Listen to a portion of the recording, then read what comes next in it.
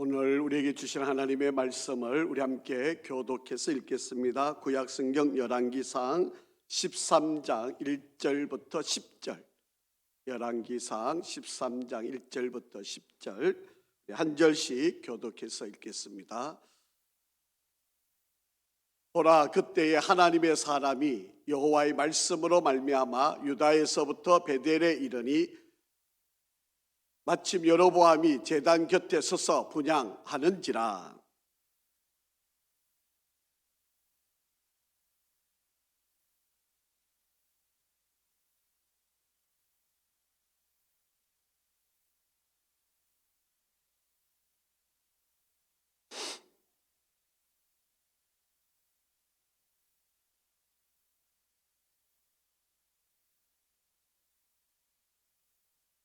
그 날에 그가 징조를 들어 이르되 이는 여호와께서 말씀하신 징조라. 제단이 갈라지며 그 위에 있는 재가 쏟아지리라 하매, 여로보암 왕이 하나님의 사람이 베델에 있는 제단을 향하여 외쳐 말함을 들을 때에 제단에서 손을 펴며 그를 잡으라 하더라.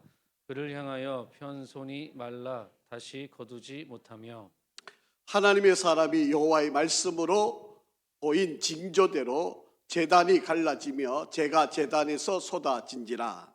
왕이 하나님의 사람에게 말하여 이르되 정하건대 너는 나를 위하여 내 하나님 여호와께 은혜를 구하여 내 손이 다시 성하게 기도하라. 하나님의 사람이 여호와께 은혜를 구하니 왕의 손이 다시 성하여 전과 같이 되니라. 왕이 하나님의 사람에게 이르되 나와 함께 집에 가서 쉬라. 내가 네게 예물을 주리라.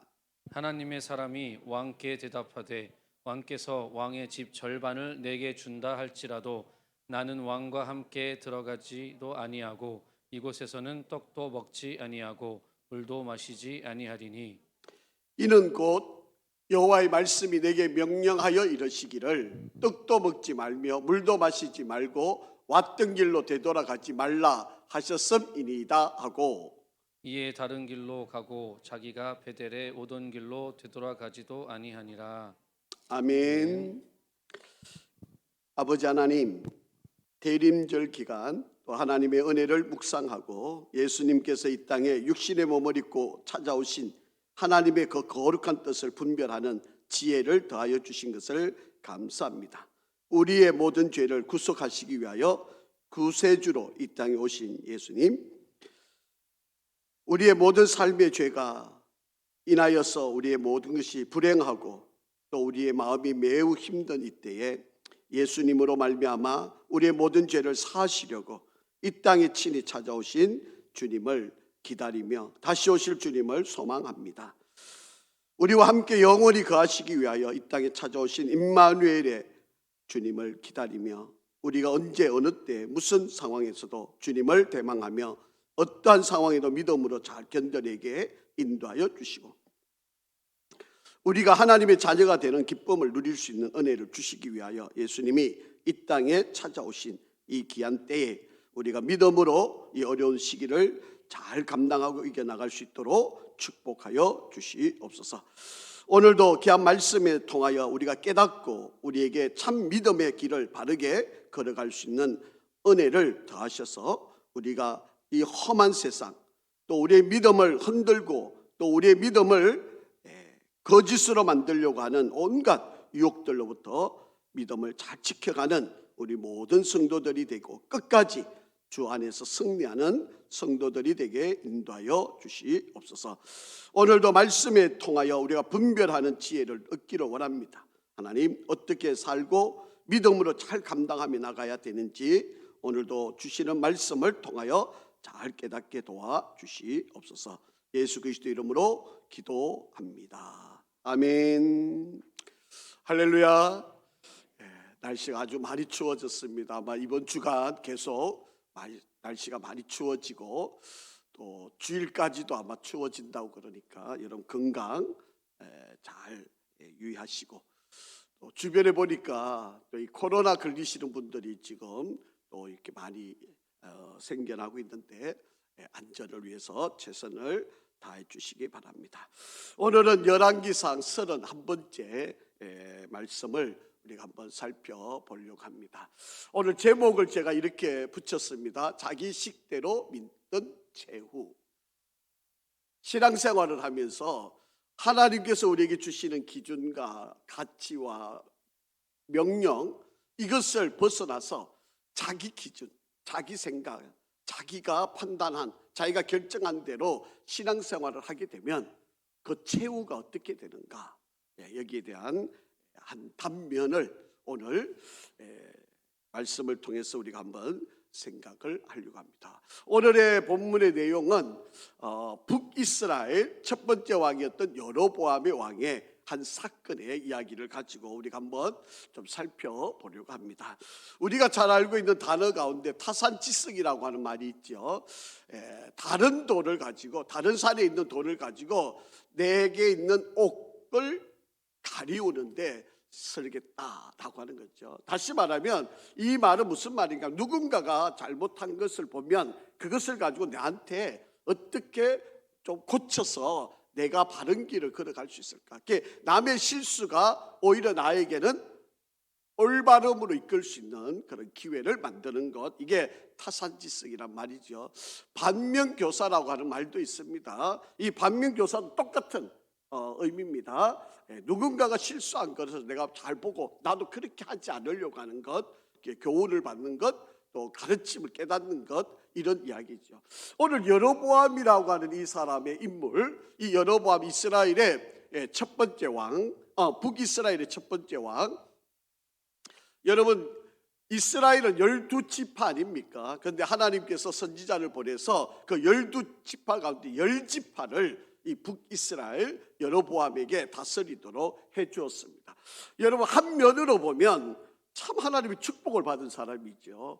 12지파 가운데 12분의 10, 얼마나 큰 겁니까? 6분의 5를 자기가 다 가지고 있는 그런 지역도 그렇고 사람들도 그렇고 이렇게 하나님이 주신 축복을 가진 사람인데, 이 사람이 우리가 지난주에 살펴봤던 것처럼 우상을 만들고 금송아지를 만들어서 섬기게 만들었다라고 하는 겁니다.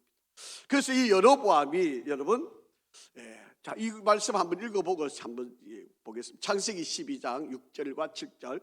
이 여로보암이 북이스라엘을 다스리면서 오늘날로 말하면 수도를 정하는 게 참 중요하잖아요. 왕이 거하면서 그 나라를 통치하는데 가장 중심이 되는 도시를 정한다는 것은 너무 중요하지 않습니까? 그 도시를 어디다가 정하는가 보시면 세겜이라고 하는 땅에 정합니다.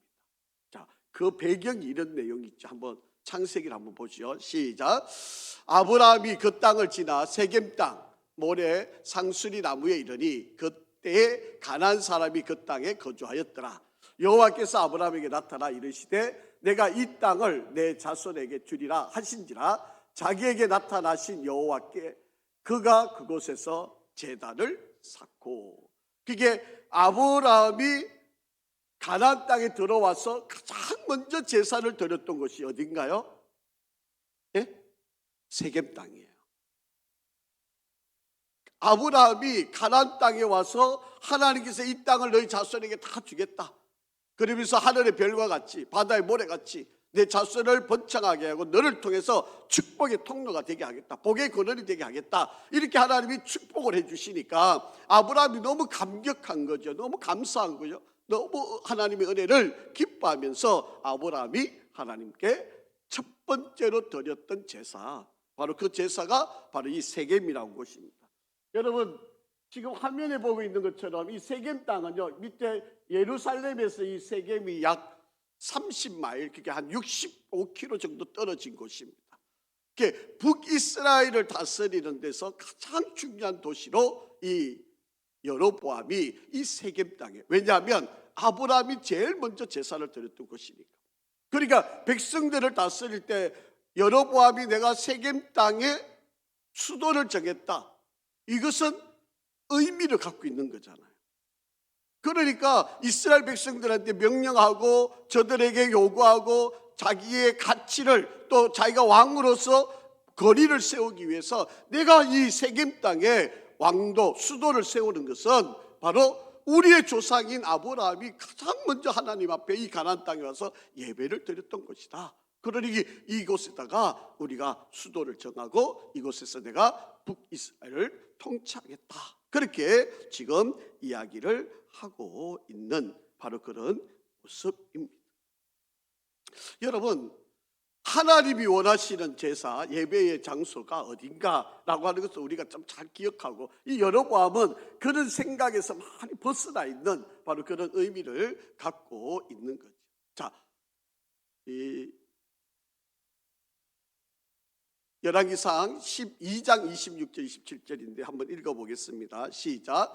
그 마음에 스스로 이르기를 나라가 이제 다윗의 집으로 돌아가리로다. 만일 이 백성이 예루살렘에 있는 여호와의 성전에 제사를 드리고자 하여 올라가면 이 백성의 마음이 유다 왕 된 그들의 주 르호보암에게로 돌아가서 나를 죽이고 유다의 왕 르호보암에게로 돌아가리로다 하고, 그러니까 이 여로보암이 북이스라엘의 10지파 사람들이 솔로몬이 지은 성전이 있는 예루살렘에 가서 제사를 드리면, 이 제사를 드리다가 이 백성들이 다 남쪽 유다 가서 이 남쪽 유다의 왕인 르호보암, 솔로몬의 아들이 되는 르호보암을 다 섬기고 다 망명 갈 것 같으니까 이거를 도저히 자기가 용납을 못하겠다. 그런데 제일 앞에 보시면요, 뭐라고 설명하고 있습니까? 그의 마음에 스스로 생각하기에 라고 그렇게 이야기를 하고 있는 내용입니다. 여러분, 두 나라가 나뉘어지기 전에 솔로몬이 성전을 짓고 성전을 짓고 난 뒤에 약 한 30년 동안, 한 2년 정도 동안 이 이스라엘 백성들이 이 예루살렘에서 솔로몬이 지은 성전에서 하나님께 정말 기쁨으로 예배를 드렸던 것이에요. 그러니까 이스라엘 백성들이 브엘세바에서 저 북쪽에 있는 단까지 온 12지파의 백성들이 얼마나 이 예루살렘에 올라와서 예배 드리는 것을 감격했겠습니까? 그러니까 이 나라가 나뉘어지고 서로 왕래가 그렇게 심하게 단속할 수 있는 그런 때가 아니니까 이 북에 있던 사람들이 이 예루살렘에 와서 예배 드리다가 자기가 다스리는 백성들이 남쪽 유다로 다 내려갈까 봐 여로보암이 아주 마음이 불편한 거예요. 그래서 베델이라고 하는 곳과 그리고 북쪽의 끝이 되는 단이라고 하는 곳에 제단을 만들어 놓고 금송아지를 만들어 놓고 눈에 보이지 않는 하나님을 대신해서 이 금송아지가 바로 우리의 하나님이다, 이렇게 섬기도록 만들어서 밑으로 내려가지 못하게 했다라고 하는 이야기입니다. 자, 여러분 한번 보세요. 남쪽 유다, 여기가 북쪽 유다입니다. 하나님께서 이런 우상을 섬기니까 하나님께서 지금 오늘 우리가 본문에 읽은 것처럼 하나님의 사람을 보내서 책망을 하는 거죠. 그래서 여기 보시면 요아스라고 하는 왕이 나오는데요, 이 남쪽 유다에 이 요아스라고 하는 왕이 나오는데, 이 요아스의 왕 때가 되면 하나님께서 너희들을 다 이 제사 드리는 곳을 하나님께서 개혁하시겠다. 그러니까 여러분, 지금 시기가 여로보암 시대니까 이 요아스 시기까지 보면 건 한 110년 정도 지난 때 하나님께서 그렇게 지금 하나님의 사람을 통해서 예언을 하고 있는, 하나님 말씀대로 순종하지 않고 우상을 섬기고 자기 마음대로 자기 생각대로 신앙생활을 하고 있는 이 여로보암에게 하나님께서 가만히 내버려 놓지 않으시고 오늘 본문처럼 하나님의 사람을 보내서 징계하시고 심판하시고 예언하고 있는 바로 그런 장면을 우리가 지금 보고 있는 바로 그런 상황. 그래서 여러분, 우리가 신앙생활할 때요, 내가 내 삶을 자기가 기준으로 삼아서 신앙생활해서는 안 돼요. 좀 우리가 불편하더라도, 우리가 좀 힘들더라도, 우리가 좀 어렵더라도, 우리가 지키기가 좀 고되더라도 우리의 모든 것의 가치의 기준은 내 기준이 아닌 하나님의 말씀이어야 한다. 여러분 이게 얼마나 중요한 일인지 모릅니다. 여러분 일평생 신앙생활 잘 해오다가 잘해왔어도 여러분 하나님의 말씀에서 벗어나면 하나님 심판을 받을 수밖에 없다는 사실, 우리가 정말 잘 기억을 하셔야 한다라고. 자, 성경 한번 더 읽어볼까요? 자, 28절 12장 28절 29절입니다. 시작. 이에 계획하고 두 금송아지를 만들고 무리에게 말하기를 너희가 다시는 예루살렘 올라갈 것이 없도다. 이스라엘아, 이는 너희를 애굽 땅에서 인도하여 올린 너희의 신들이라 하고 하나는 베델에 두고 하나는 단에 둔지라. 그게 북쪽으로 가지 말, 남쪽으로 내려가지 말라는 거예요. 예루살렘으로 가지 말라는 거예요. 솔로몬이 지은 성전에 가서 굳이 예배 드릴 필요가 없다는 거예요. 여러분 여기 베델 그리고 제일 끝에 되는 단, 이 두 곳에다가 금송아지를 만들어 놓고 여기 와서 예배 드려도 하나님께 충분히 예배 드릴 수 있고 하나님이 우리가 드리는 예배를 다 받으신다. 우리가 눈에 보이지 않는 하나님이니까 내가 그 눈에 보이지 않는 하나님을, 눈에 보이는 하나님을 내가 너희들한테 보여줄 테니까 그게 바로 이 우리가 만든 금송아지다. 이 금송아지 앞에 와서 절을 하고 예배 드리면 하나님 받으시는 거다. 이렇게 지금 여로보암이 백성들을 가르치고 있다. 오늘날 여러분 한번 보세요. 많은 거짓된 이단들이 주로 쓰는 방법이 바로 이거예요. 눈에 보이지 않는 하나님을 눈에 보이는 사람이 곧 자기가 하나님이라고 이야기하는 거예요. 여러분 하나님의 교회, 여러분 안사롱이 자기가 하나님이라고 그래놓고 죽었잖아요. 그러니까 그 부인으로 역할을 하던 장길자가 지금 하나님의 어머니라 그러면서 지금 떠받들고 있고 지금 그런 시기잖아요. 여러분 신천지 한번 보세요. 이만희가 자기가 성령이고 자기가 하나님이라 그러잖아요. 이단들이 그렇게 유혹을 합니다. 눈에 보이지 않는 하나님을 눈에 보이는 사람들로 나타나서 내가 바로 너희 하나님이다 이렇게 호도하는데도 사람들이 거기에 매료되어 가지고 끌려간다니까요. 지금 여러분 여로보암이 그렇게 지금 백성들을 호도하는 거잖아요. 눈에 안 보이는 하나님을 눈에 보이는 금송아지를 만들고 이게 바로 너희들을 인도해내고 너희를 지켜주고 너희에게 복을 주는 하나님이다. 그렇게 지금 하니까 백성들이 예루살렘에 와서 예배 드리는 것이 점점 멀어지고 이 베델에 와서 그리고 단에서 금송아지 앞에 절을 하고 예배를 드렸다라고 합니다. 여러분 이것이 얼마나 심각한 일이야. 이게 얼마나 하나님 앞에 죄된 일이, 이게 얼마나 하나님이 미워하는 일인지 이거를 정말 우리가 뼈저리게 느껴야 돼요. 그런데 우리들도요 자칫 잘못하면 우리도 내 나름대로 내 방법대로 자꾸 눈에 보이는 하나님을 찾으려고 그러고 그것을 의지하려고 하는 것이 바로 우리 인생입니다. 여러분 저와 여러분도 예외 아닐 수 있습니다. 자꾸 눈에 보이는 뭔가를 자꾸 찾으려고 그래요. 자, 하나님이 어떻게 우리에게 말씀하시는지 한번 보죠. 신명기 12장 13절 14절 시작. 너는 삼가서 내게 보이는 아무 곳에서나 번제를 드리지 말고 오직 너희의 한 지파 중에 여호와께서 택하실 그곳에 번제를 드리고 또 내가 너희에게 명령하는 모든 것을 거기서 행할지니라.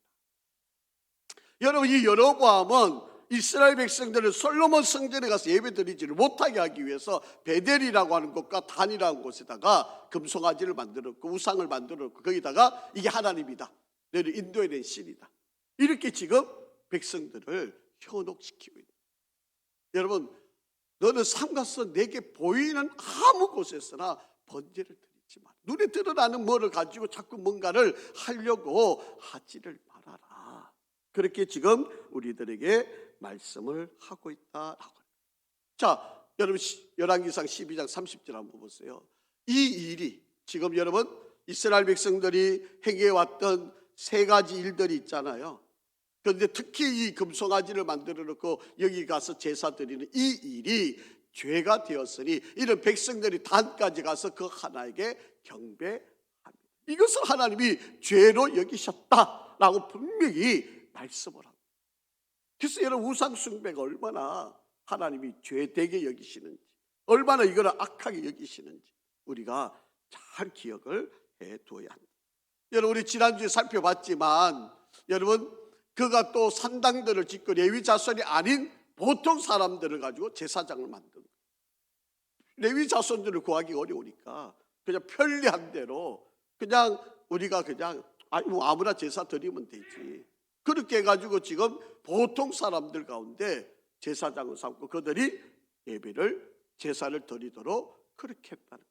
여러분, 우상을 섬기고 하나님의 법대로 제사장을 세우지 않고, 여러분 세 번째 또 뭐였습니까? 절기를 자기 마음대로 바꾸었잖아요. 절기를 자기 마음대로 바꿔가지고 하나님 앞에 제사를 드린 이 모든 행위들을 하나님이 싫어하셨다. 이게 바로 여로보암이 자기 생각대로, 자기 편리한 대로 신앙생활을 했다라고 하는 이야기입니다. 이 상황을 가지고 하나님이 가만히 내버려 놓지 않으신 거예요. 그래서 하나님이 경고를 하시는 거예요. 자, 오늘 본문의 말씀의 내용이 바로 이 사실에 관한 이야기입니다. 오늘날 저와 여러분들이 신앙생활하면서 우리가 점점 내가 편리한 대로 신앙생활을 하려고 하는 유혹을 받게 될 것입니다. 여러분, 우리가 신앙생활에서 조금이라도 내가 더 편리한 데, 내가 좀 더 수고하고 헌신하는 것이 아니라 내가 좀 더 편한 신앙생활을 하려고 하면 여러분, 바로 오늘 이 본문의 말씀을 한번 잘 염두에 두시기를 바라요. 여러분, 우리 마음속에 끝없이 우리한테 유혹이 그렇게 올 겁니다. 뭐 목사인 저에게도 마찬가지고요, 여러분에게도 마찬가지일 겁니다. 여러분, 사탄은요 절대로 우리를 가만히 내버려 놓지 않습니다. 여러분, 뭐 주일 성수가 뭐 그래 중요해? 아이고 뭐 언제 갔었든지 예배 드리면 되지. 이렇게 우리가 얼마든지 마음먹을 수 있어요. 여러분, 근데 여러분, 주일 성수라고 하는 이것이 여러분 어떻게 보면 우리를 옥죄오고 우리를 막 의무감을 막 주어서 힘들게 하고 우리를 막 괴롭히는 것처럼 여겨지지만 여러분, 이거를 풀어놓는 순간에 어떻게 돼요? 한 번, 두 번 빠지기 시작하다 보면 그럼 영원히 교회로부터 멀어지는 거예요. 여러분, 11조 뭐 이게 뭐 구약의 율법도 아닌데 뭐 이거를 가지고 이제 지금은 은혜의 시대인데 뭐 그걸 꼭 지켜야만 돼? 이러고 우리가 한 발짝 물러서기 시작하면요, 여러분 굳이 11조 왜 해? 안 해도 되는데 괜히 목사가 말이지 자기 월급 받으려고 그냥 11조 강조하고 뭐 이런다고 비난하고 그렇게 되어지는 거예요. 여러분, 그러다 보면 우리가 점점 헌금이 하나님 앞에 얼마나 귀한 일인데 그 헌금을 또 헌신하는 것도 마찬가지. 아이고 바빠 죽겠는데 뭘 나오라 그러고 일하라 그러고 이렇게 하느냐고. 여러분, 이 핑계 저 핑계 대해서 헌신하지 않기 시작하면 여러분, 내 믿음이 어떻게 되는가를 한번 생각을 해보세요. 여러분, 연말이 되면 목사에게 가장 힘든 일이 뭐예요? 당신 좀 이 일을 좀 맡아주면 좋겠습니다. 그러면 목사님 저 바빠서 못해요. 아이고 나 몸이 아파서 못해요. 나 다리 아파서 못해요. 시간이 없어서 못해요. 애 봐야 돼요. 손자 봐야 돼요. 그러고 다 헌신을 하려는 거예요. 그런데 여러분, 그 한 번 안 한다고 해서 한 번 안 하면 그걸로 한 번 안 해지던가요? 한 해 그냥 안 하고 넘어가던가요? 그렇게 하다 보니까 그 다음에 두 번째, 세 번째 점점 멀어지는 거예요. 여러분, 그래서 한 번이 중요한 거예요. 처음이 중요한 거예요. 한 번 타협하기 시작하면 계속 타협이 되었을 수밖에 없어요. 여러분, 내가 힘들어도 내가 교회 가서 죽는 한이 있더라도 내가 순교할 마음을 가지고 내가 끝까지 헌신하리라, 그렇게 마음 먹어야 우리 신앙생활이 유지가 되죠. 아이고, 한 번쯤 발 빼기 시작하면요, 신앙생활 하기가 얼마나 어려워요. 여로보암이 그렇게 시작하니까 베델에다가 단에다가 금송아지 만들어, 이게 바로 너희를 인도하신 하나님이야? 여기 가서 제사하면 하나님 다 받아주셔. 그게 굳이 뭐 그렇게 예루살렘까지, 아니 그 먼데 솔로몬이 지은 그 성전, 그 자그마한 성전에 가서 굳이 뭐 그렇게 예배 드릴 필요가 뭐가 있어? 아이고 여기서 예배 드려도 하나님 다 받으셔. 아니 우리 하나님이 눈에 보이지 않니? 바로 이런 금으로 번쩍번쩍 이 좋은 이 금송아지 앞에서 우리가 제사를 드리면 하나님이 얼마나 기뻐하실까. 그러고 백성을 유혹하니까 아니 굳이 뭐 예루살렘까지 그 먼 길 갈 필요도 없고 고생할 필요도 없고 바로 눈앞에 있는 바로 그곳에 가서 제사 드리고 하니까 너무 좋은 거지. 그렇게 타협하기 시작하니까 하나님께서 이 백성들을 가만히 내버려 놓을 수가 없으셨다라고 하는 이야기. 자, 1절 한번 보겠습니다. 자, 시작. 보라, 그때에 하나님의 사람이 여호와의 말씀으로 말미암아 유다에서부터 베델에 이르니 마침 여로보암이 제단 길에 서서 분향하는지라 말씀합니다. 북이스라엘 백성들이 하나님의 말씀대로 제대로 신앙생활을 하지 않으니까 하나님께서 북이스라엘에 아마도 하나님의 말씀을 전할 선지자가 없었던 것 같아요. 그러니까 남쪽 유다에 있는 이름이 없는 무명의 한 선지자를 택해서 북이스라엘에 가서 하나님의 말씀을 선포하게 하시는 거예요. 여러분 한번 생각해 보세요. 지금 나라가 두 동강이 나뉘어졌어요. 남쪽에 있는 유다에 있는 이 선지자가 북쪽에 가서 말씀을 전한다는 것이 쉬운 일일까요? 여러분 위험한 일이죠. 서로 지금 이게 갈등하고 있는 구조인데 이제 소위 말하면 제가 신목사가 하나님의 계시를 받았어요. 말씀, 야, 너 평양에 가서 복음을 전하라. 그렇게 만약에 저한테 말씀을 하셔서 평양에 가서 복음 전하라고, 그들을 회개하라고, 너희들 이러면 망한다고 이렇게 전하라고 만약에 저한테 말씀하시면 제가 예 가겠습니다 그러고 비행기 타고 갈 수 있겠습니까? 쉽지 않은 이야기죠. 여우 같은 마누라, 토끼 같은 자식들이 가만히 있겠습니까? 뭐 아버지 가면 안 됩니다. 남편 당신 가면 나 어떻게 살아요? 뭐 그러고 붙잡힐 거 아니겠습니까? 여러분 지금 이 선지자도 마찬가지예요. 이 하나님 사람도 여러분 북이스라엘 가서 이 말씀을 전한다는 게 이게 쉬운 이야기 아닙니다. 어떻게 될지 몰라요. 이제 우리가 다음 주에 이렇게 보겠지만 이 선지자의 이제 상황을 우리가 다음 주에 보시면 이제 그 결론이 나오게 됩니다. 어쨌든 지금 하나님의 명령을 받아서 북이스라엘에 가서 베델이라는 곳에 갔는데 마침 여로보암이 그 금송아지 앞에서 제사를 드리고 나오는 바로 그때였었던 바로 그 시기였습니다. 자, 2절 한번 보실까요? 2절과 3절 시작. 하나님의 사람이 제단을 향하여 여호와의 말씀으로 외쳐 이르되 제단아 제단아 여호와께서 이와 같이 말씀하시기를 다윗의 집에 요시야라는 이름하는 아들을 낳으리니 그가 내 위에 분향하는 산당 제사장들을 내 위에서 제물로 바칠 것이요 또 사람들의 뼈를 내 위에 사르리라 하셨느니라 하고 그날에 그가 징조를 들어 이르되 이는 여호와께서 말씀하신 징조라 제단이 갈라지며 그 위에 있는 재가 쏟아지리라 하네. 그렇게 예언을 하는 거예요. 자, 여러분 아까 말씀하셨죠 요시야 왕. 여러분 여기 요시야 왕 로보암부터 내가 여호사밧 지나고 이달랴 그다음에 요시야 약 한 110여 년 정도 지난 바로 이때에 그 100여 년 뒤의 이야기를 지금 이 하나님의 사람이 가서 지금 예언을 하고 있는. 너희가 이렇게 살면 요시야 왕이 때에 다윗의 후손 가운데 요시야라는 왕을 내가 세울 텐데 그 요시야 왕이 너희들을 이 제단을 다 헐어버릴 것이고 거기에서 제사 드렸던 제사장들을 다 불태울 것이고 내가 징계를 할 거다. 그렇게 말씀을 하시고 있습니다. 그러면서 지금 당장 눈앞에 경고성으로 보여주는 게 제단이 갈라지고 그 위에 재가 쏟아지는 바로 그 현상을 이 선지자를 통해서 보여주게 되었다라고 하는 것입니다. 이게 110여 년 지난 뒤에 자, 열왕기하 23장 15절 16절에 이렇게 되어 있습니다.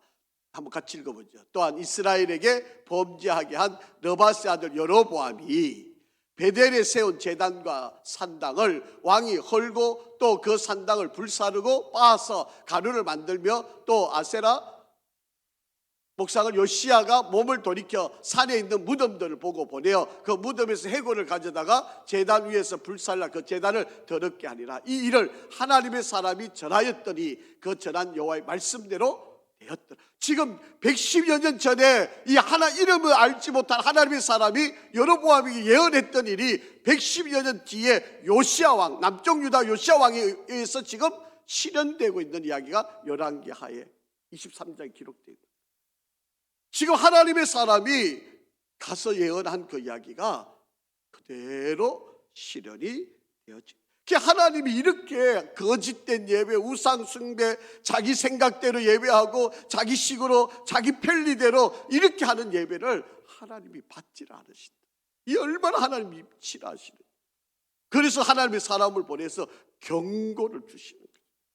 여러분, 경고를 받으면 어떻게 해야 됩니까? 빨리 회개하고 돌이켜야 되는 거 아닙니까? 그런데 여러분, 이 여로보암이 하는 일들을 한번 보세요. 자, 한번 보실까요? 4절 5절입니다. 자, 여로보암의 반응이에요. 자, 시작. 여로보암 왕이 하나님의 사람이 베델에 있는 제단을 향하여 외쳐 말함을 들을 때에 제단에서 손을 펴서 그를 잡으라 하더라. 그를 향하여 편 손이 말라 다시는 거두지 못하며 하나님의 사람이 여호와의 말씀으로 보인 징조대로 제단이 갈라지며 재가 제단에서 쏟아졌다. 여러분, 여로보암이 손이 이렇게 폈는데 이 하나님의 사람을 잡으려고 손을 폈는데 이게 그대로 굳어버린 거예요.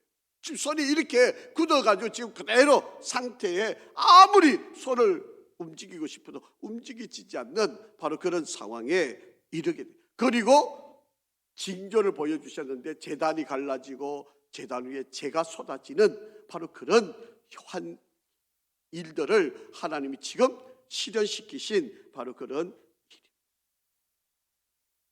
여러분, 이게 자기 식대로, 자기 생각대로, 자기 방법대로 신앙생활하는 일을 하나님이 경고하시는 바로 그런 내용입니다. 자, 여로보암이 이런 상황에서 손이 움직이지 않는 이런 상황에서 자, 한번 반응을 보시죠. 자, 어떻게 행동하는지 6절 시작. 왕이 여로보암입니다. 여로보암 왕이 하나님의 사람에게 말하여 이르되 청하건대 너는 나를 위하여 내 하나님 여호와께 은혜를 구하여 내 손이 다시 성하게 기도하라. 하나님의 사람이 여호와께 은혜를 구하니 왕의 손이 다시 성하여 전과 같이 되니라. 여러분, 이 정도가 체험이 되어지면 여러분 어떻게 해야 될까요? 예? 어떻게 해야 되겠습니까? 회개를 해야 되잖아요. 여러분, 그 송아지를 다 부숴야 되는 거 아닙니까?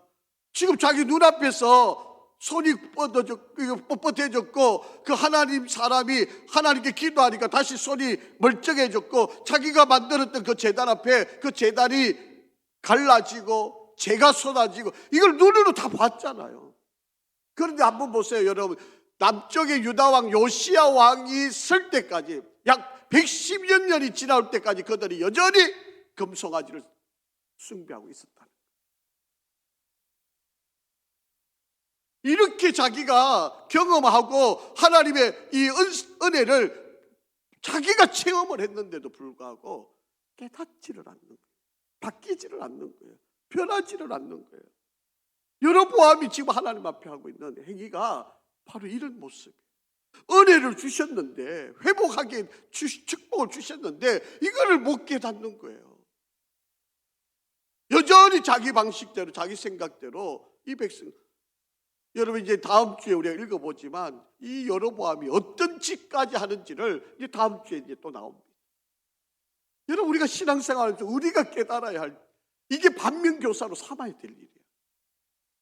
여러분, 사람들이요, 하나님이 그렇게 경고하시는데 그렇게 좀 돌아오라고 그렇게 기회를 주시고 은혜를 베푸시는데도 이게 참 쉽지 않은 거예요.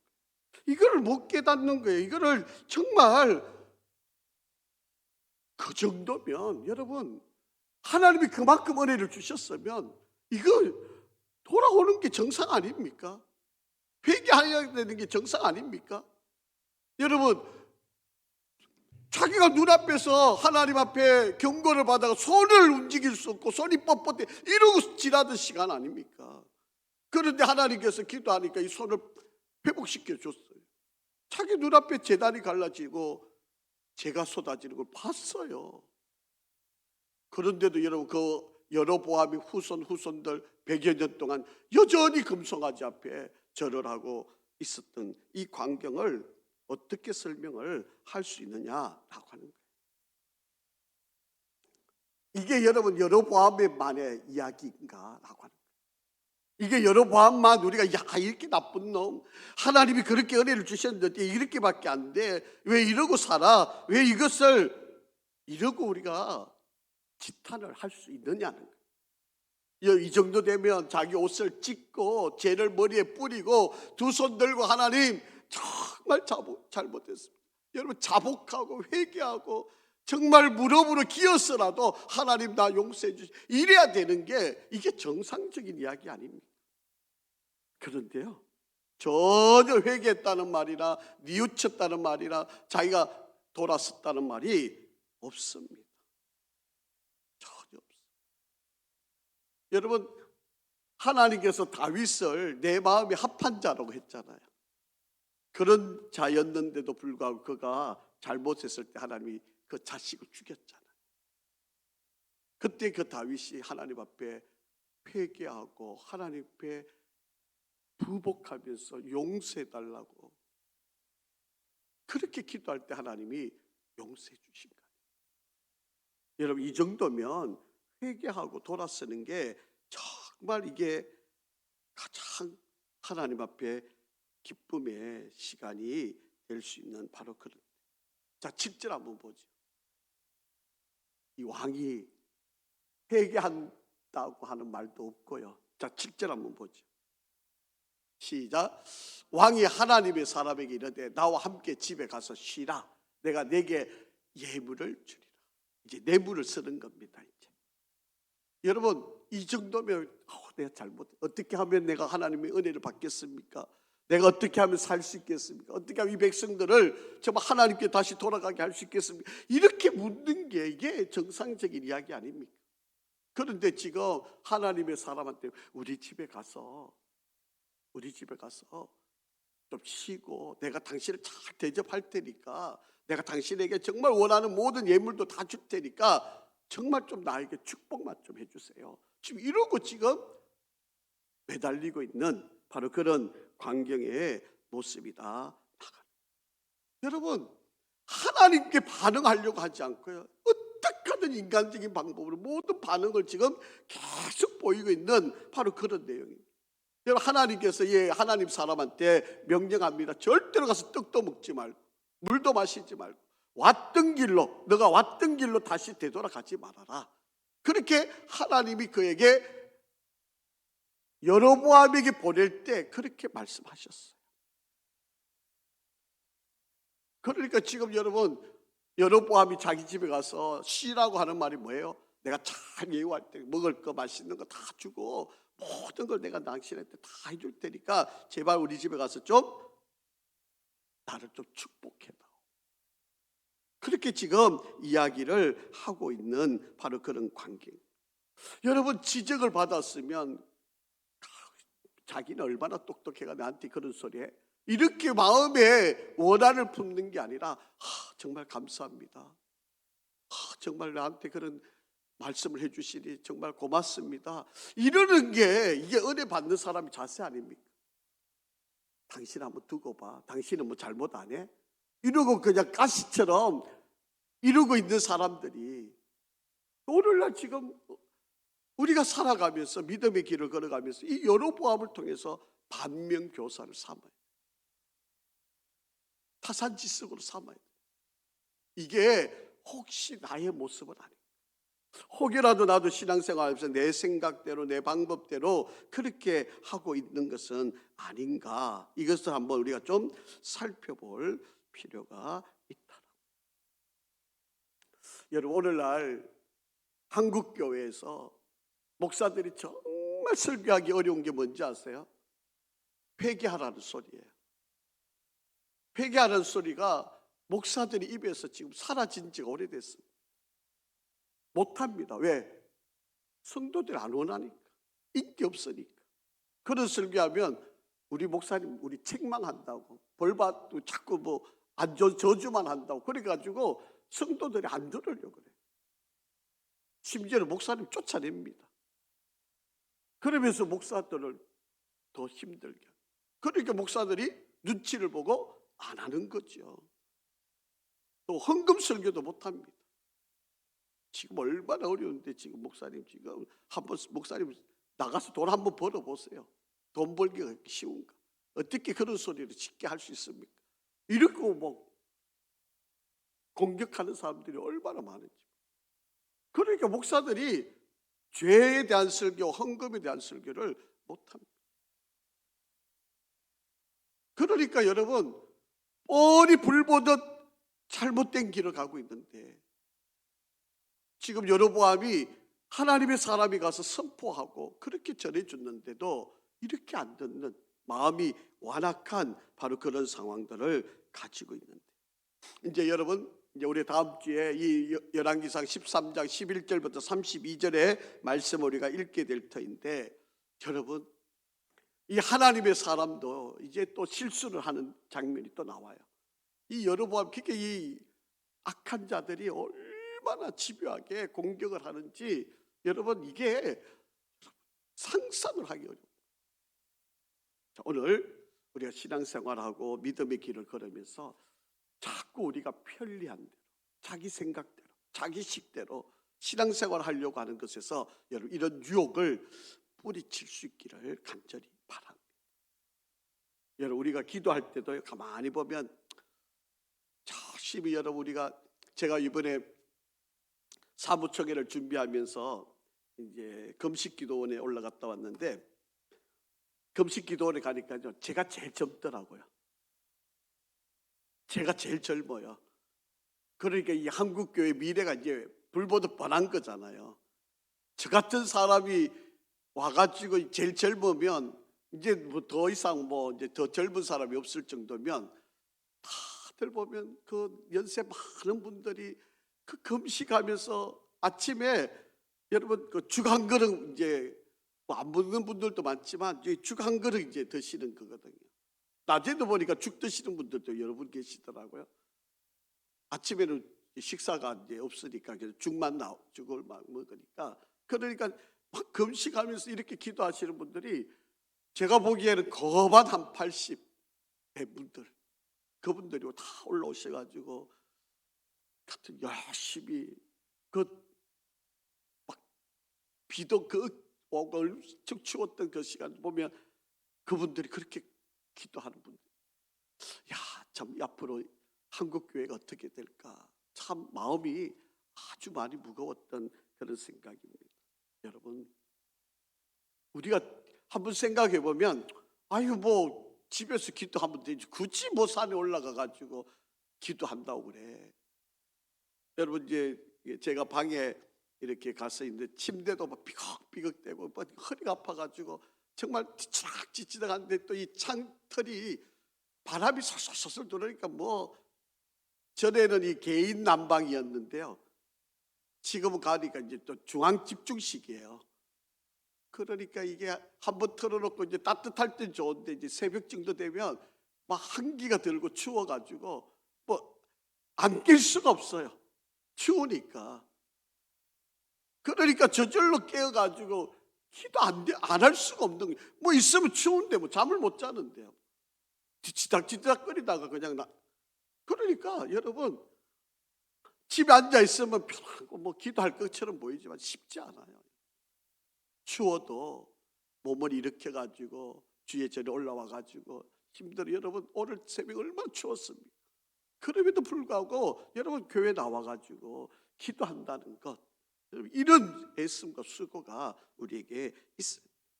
여러분, 그렇지 않으면 우리가 이 험한 이 유혹의 길에서 이겨내기가 어렵습니다. 여러분, 이 여로보암이 편리한 대로 자기 마음대로 장소 정해가 사람 제사장 만들고 날짜도 바꿔가고 이러면서 신앙생활 하니까 얼마나 편했겠습니까? 그런데 그게 결국 하나님의 심판을 받을 수밖에 없어요. 여러분, 저와 여러분이 조금 힘들고 어렵고 우리가 고되고, 여러분, 우리 은혜 받았을 때를 한번 생각해 보세요. 하나님이 내게 언제 축복을 주셨던가를 한번 생각해 보세요. 여러분, 오늘 이 여로보암의 모습, 여로보암의 이 상태, 이 지금 상황들을 우리가 한번 잘 눈여겨보면서 우리가 이 길을 걸어가면 안 됩니다. 여러분, 이 길이 결코 우리를 살리는 길이 아니에요. 다음 주에 이제 여러분 결말들을 한번 보세요. 어떤 역사가 어떤 결과들이 나오는지 자, 오늘 여러분 신앙생활하면서 절대로 자기식으로 생각하지 마시고 우리는 기준이 있잖아요. 여러분 우리가 신앙생활에 분명한 중심이 있잖아요. 그게 뭡니까? 말씀입니다.